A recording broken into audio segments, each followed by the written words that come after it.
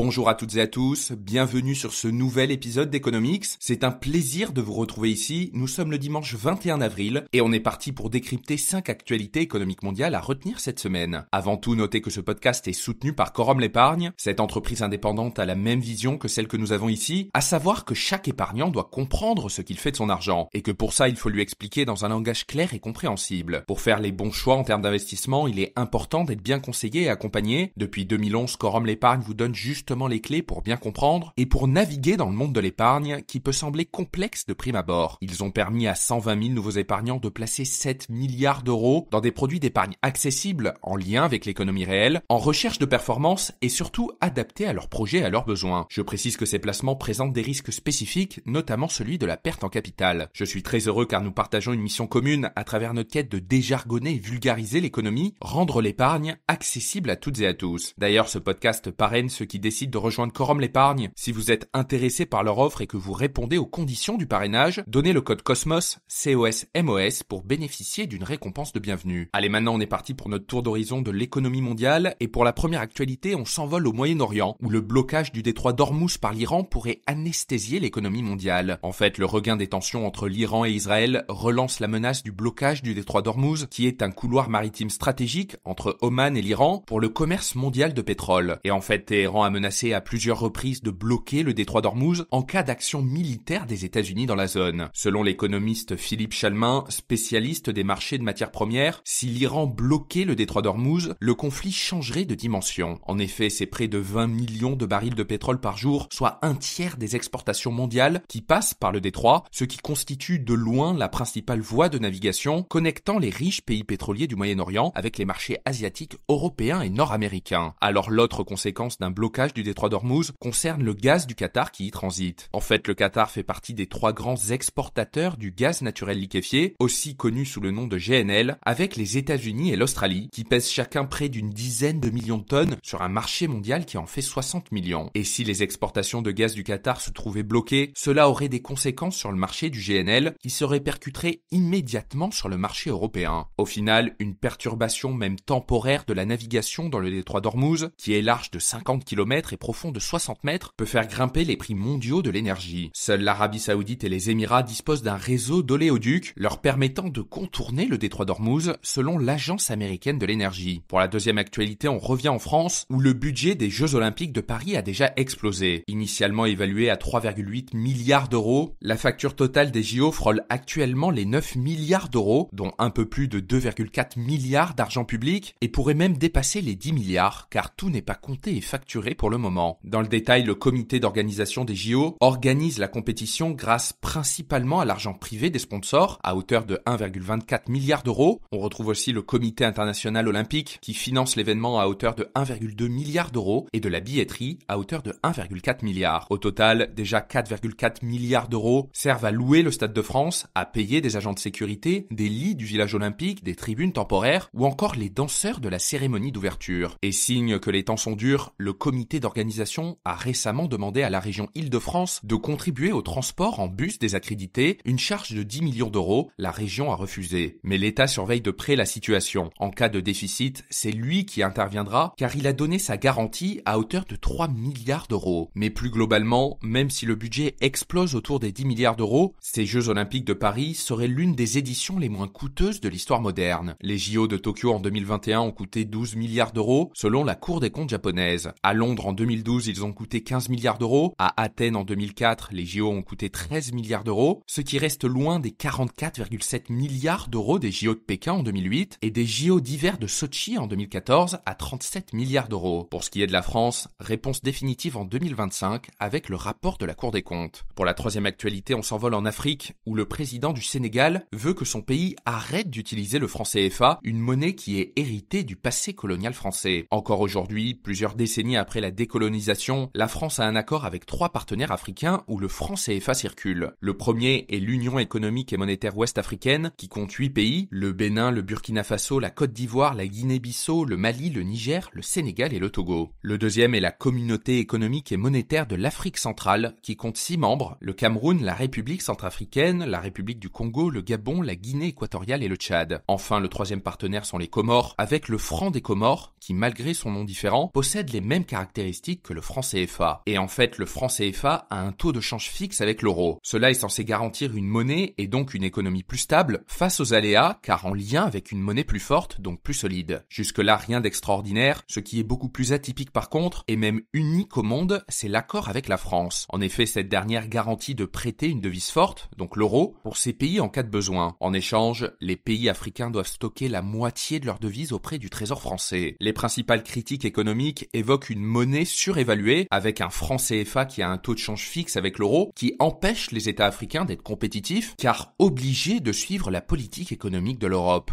Dans les faits, cette contrainte existe, mais les contrôles de capitaux laissent quand même une certaine marge de manœuvre. Plus contraignant par contre, les pays africains ne peuvent pas dévaluer librement leur monnaie, comme l'a récemment fait le président argentin de son côté par exemple. Les pays africains doivent trouver un accord avec les autres pays de l'Union monétaire et avec la France, ce qui rajoute une couche de complexité. Pour la quatrième actualité, on s'intéresse à une bonne nouvelle pour le secteur immobilier. Si les taux de crédit immobilier sont passés de 1% en janvier 2022 à 4,5% à la fin de l'année 2023, la tendance est en train de s'inverser depuis le début de l'année 2024. Dans les chiffres en avril, le taux moyen sur 20 ans s'établit désormais à 3,84% selon l'Observatoire Crédit Logement CSA. Selon l'organisme, sur le premier trimestre 2024, le taux moyen, toute durée confondue, s'établit à 3,99% et même à 3,90% sur le seul mois de mars. La baisse des taux est rapide, de l'ordre de 10 points de base par mois environ selon l'Observatoire. Autre bonne nouvelle, alors que 25% des emprunteurs seulement pouvaient espérer un taux en dessous